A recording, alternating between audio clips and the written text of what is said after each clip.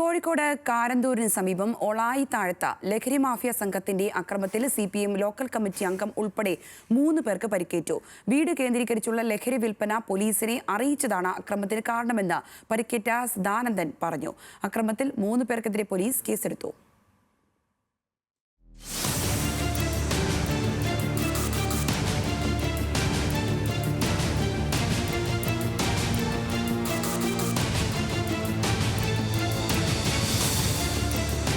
കാരന്തൂർ മേഖലയിലെ വിവിധയിടങ്ങളിൽ മയക്കുമരുന്ന് ഉപയോഗം വ്യാപകമായതോടെയാണ് CPIM ലോക്കൽ കമ്മിറ്റി അംഗമായ സദാനന്ദൻ പരാതിയുമായി പോലീസിനെ സമീപിച്ചത്. ഇതിൽ പ്രകോപിതരായാണ് ലഹരി സംഘം ശനിയാഴ്ച രാത്രി സദാനന്ദനെ റോഡിൽ തടഞ്ഞു നിർത്തി ആക്രമിച്ചത്. ഇതിനെതിരെ പോലീസിൽ പരാതി നൽകിയതോടെയാണ് വീട് കയറി ആക്രമിച്ചത്. അവരെല്ലാവരും കൂടെ വീട്ടിൽ കയറി വന്നിട്ട് വീട് ആക്രമിക്കാൻ ചെയ്തു. ഞങ്ങളെല്ലാവരും ഭാര്യനെ ആക്രമിച്ച് എൻ്റെ അനിയൻ്റെ ഏട്ടൻ്റെ മോൻ ഓടി വന്ന് അവനെ ആക്രമിച്ച് ജനൽ ചില്ലൊക്കെ അടിച്ചു പൊളിച്ച് അങ്ങനെ പോലെ അങ്ങ് തിരിച്ചു പോവുക ചെയ്തു.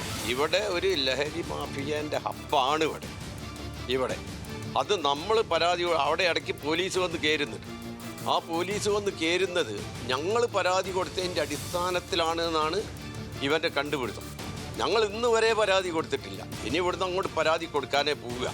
DYFI അംഗമായ അനന്തു, സമീപവാസിയായ അരുൺ എന്നിവർക്കും അക്രമത്തിൽ മർദ്ദനമേറ്റു.